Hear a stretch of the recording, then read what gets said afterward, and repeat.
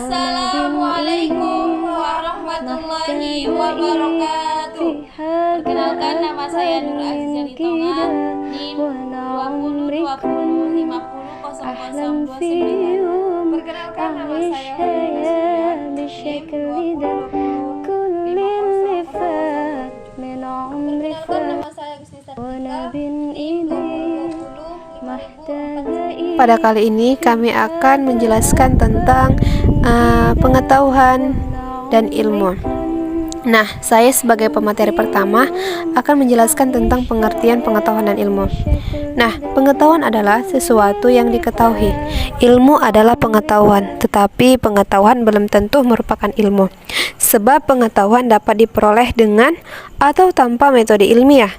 Artinya dapat diperoleh melalui pengalaman sehari-hari atau berupa informasi yang kita terima dari seseorang.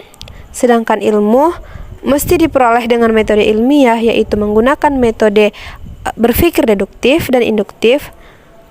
Pengetahuan adalah keseluruhan gagasan, pemikiran, ide, konsep, dan pemahaman yang dimiliki manusia tentang dunia dan segala isinya, termasuk manusia dan kehidupannya. Para ahli hingga kini masih memperdebatkan definisi pengetahuan, terutama karena rumusan pengetahuan oleh Plato yang menyatakan pengetahuan sebagai kepercayaan sejati yang diberikan. Menurut Notoa Marjo 2003, pengetahuan merupakan hasil dan ini terjadi setelah orang melakukan penginderaan terhadap suatu objek tertentu. Menurut Dr. Sidi Kaljaba, pengetahuan adalah apa yang pekerjaannya tahu.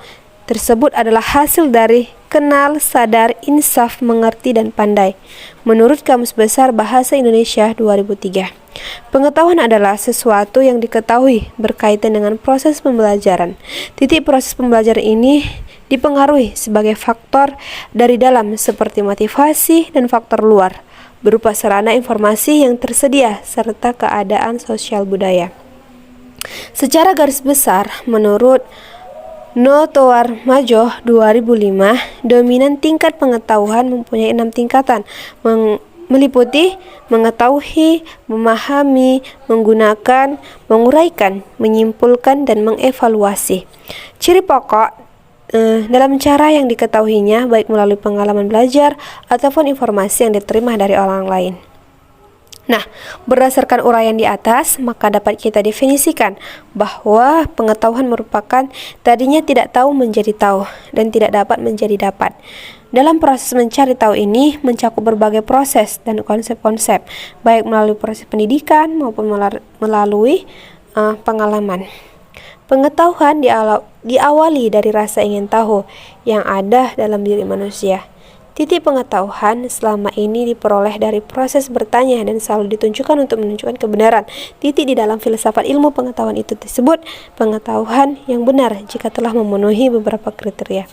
Kebenaran titik kriteria memberikan tersebut didasarkan pada beberapa teori lain. Yang kedua yaitu jenis-jenis pengetahuan. Dalam kehidupan manusia, terdapat berbagai macam jenis pengetahuan manusia. Setiap jenis pengetahuan pada dasarnya menjawab jenis pertanyaan atau persoalan tertentu yang diajukan dalam rangka untuk mencari dan menemukan jawaban atas berbagai pertanyaan atau persoalan yang sering muncul. Kita perlu memahami berbagai jenis pengetahuan yang ada sebagai alat tempat tersedianya sarana untuk memberikan jawaban atau penyelesaian yang sesuai. Pada umumnya, pengetahuan dibagi menjadi beberapa jenis diantaranya. Yang pertama yaitu pengetahuan langsung. Dalam pengetahuan ini, immediate adalah pengetahuan langsung yang hadir dalam jiwa tanpa melalui proses penafsiran dan pemikiran. Kaum realis mendefinisikan pengetahuan seperti itu. Tidak umumnya dibayangkan bahwa kita mengetahui sesuatu itu sebagaimana adanya. Khusus perasaan ini berkaitan dengan realitas yang telah dikenal sebelumnya seperti pengetahuan tentang pohon rumah, binatang, dan beberapa individu manusia. Yang kedua yaitu pengetahuan tidak langsung, yang dimana pengetahuan mediate ini adalah hasil dari pengaruh interpretasi dari proses berpikir serta pengalaman-pengalaman yang lalu.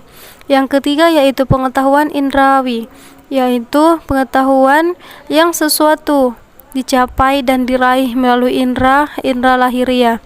Sebagai contoh, kita menyaksikan satu pohon, batu, atau kursi, dan objek-objek ini yang masuk ke dalam alam pikiran melalui indra penglihatan akan membentuk pengetahuan kita, tanpa diragukan bahwa hubungan kita dengan alam eksternal melalui media indra lahiriah ini. Dan akan tetapi pikiran kita tidak seperti kelas foto, di mana gambar-gambar daripada yang diketahui lewat indra-indra tersimpan di dalamnya. Yang keempat yaitu pengetahuan konseptual. Dalam pengetahuan ini juga tidak berpisah dari pengetahuan indrawi. Titik pikiran manusia secara langsung tidak dapat membentuk suatu konsepsi tentang objek-objek dan perkara eksternal tanpa berhubungan dengan alam eksternal. Yang kelima yaitu pengetahuan partikular. Dalam pengertian ini berkaitan dengan satu individu, objek-objek tertentu, atau realitas-realitas. Yang keenam yaitu pengetahuan universal. Dalam pengetahuan ini yang meliputi keseluruhan yang ada, seluruh hidup manusia, misalnya agama dan filsafat. Jenis-jenis pengetahuan ini ditinjau dari sudut bagaimana pengetahuan itu diperoleh, bukan pada bahasan atau nilai dari pengetahuan tersebut.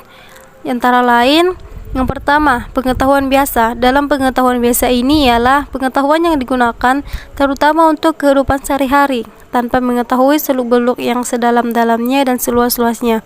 Yang kedua yaitu pengetahuan ilmiah atau ilmu pengetahuan.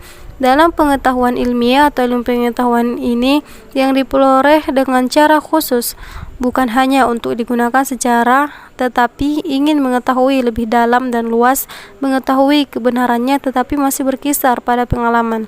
Yang ketiga yaitu pengetahuan filsafat. Dalam pengetahuan filsafat ini yang tidak mengenal batas, sehingga yang dicari adalah sebab-sebab yang paling dalam dan hakiki sampai di luar dan di atas pengalaman. Biasa titik pengetahuan filsafat biasanya berkenaan dengan hakikat sesuatu, sehingga kadang perbincangannya seputar hal-hal yang abstrak terhadap bangunan sebuah pengetahuan. Yang keempat yaitu pengetahuan agama.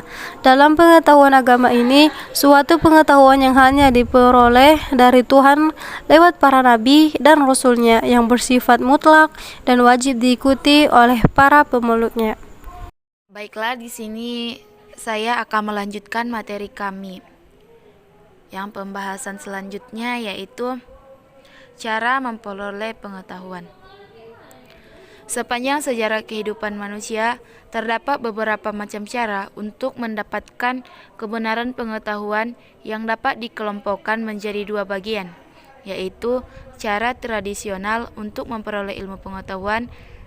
Cara lama ini digunakan orang untuk mendapatkan ilmu pengetahuan sebelum ditemukannya cara atau metode ilmiah yang lebih sistematik, cara-cara pada periode tradisional yang kuno yang meliputi cara coba salah. Cara ini merupakan cara yang paling tradisional digunakan oleh orang untuk mencari ilmu sejak sebelum adanya kebudayaan, bahkan mungkin sejak belum adanya peradaban. 2. Berdasarkan pengalaman pribadi. Berdasarkan pengalaman pribadi dapat digunakan untuk mendapatkan pengetahuan. Titik hal ini dilakukan dengan cara mengulang kembali pengalaman yang diperoleh dalam memecahkan masalah yang dihadapi pada masalah yang lalu. Yang ketiga, cara otoritas. Dari sejarah kita pelajari bahwa kekuasaan raja zaman dahulu adalah mutlak, sehingga apapun yang keluar dari mulut raja adalah kebenaran mutlak yang harus diterima. Yang keempat, melalui jalan pikiran. Sejalan dengan perkembangan kebudayaan umat manusia, cara berpikir manusia pun ikut berkembang. Titik manusia telah mampu menggunakan nalarnya dalam memperoleh ilmu pengetahuannya. Cara modern untuk memperoleh ilmu pengetahuan. Cara modern dalam memperoleh ilmu pengetahuan saat ini lebih sistematis, logis, dan ilmiah. Cara ini disebut metode penelitian ilmiah atau lebih dikenal dengan metodologi penelitian. Pembahasan yang selanjutnya yaitu dasar-dasar pengetahuan. Yang pertama, pengalaman. Hal yang pertama dan paling utama yang mendasarkan pengetahuan adalah pengalaman. Karena pengalaman adalah keseluruhan peristiwa yang terjadi dalam diri manusia, dalam interaksinya dengan alam, lingkungan, dan kenyataan, termasuk yang ilahi. Titik pengalaman terbagi menjadi dua, yaitu pengalaman primer dan pengalaman sekunder. Yang kedua, ingatan. Pengetahuan manusia juga didasarkan pada ingatan. Sebagai kelanjutan dari pengalaman, tanpa ingatan, pengalaman indrawi tidak akan bertumbuh menjadi pengetahuan.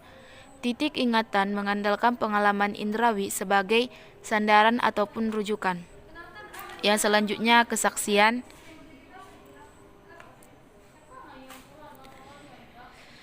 Pembahasan yang saya lanjutkan yaitu tentang klasifikasi dan hierarki ilmu. Yang pertama, pengertian klasifikasi ilmu. Klasifikasi merupakan pengaturan yang sistematik untuk menegaskan definisi sesuatu cabang ilmu, menentukan batas-batasnya, dan menjelaskan saling hubungannya dengan cabang-cabang yang lain.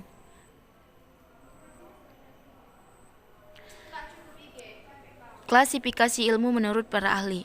Banyak pengklasifikasian ilmu yang dikemukakan oleh para ahli dengan cara yang berbeda-beda pula, diantaranya menurut Thomas Kuhn. Thomas Kuhn mengklasifikasikan ilmu sebagai berikut. Yang pertama, sains yang normal adalah riset dengan teguh berdasarkan atas satu atau lebih dalam pencapaian ilmiah yang lalu. Pencapaian oleh masyarakat ilmiah tertentu pada suatu ketika dinyatakan sebagai pemberi pondasi bagi praktik selanjutnya. Ilmu yang sudah matang dikuasai oleh satu paradigma tunggal.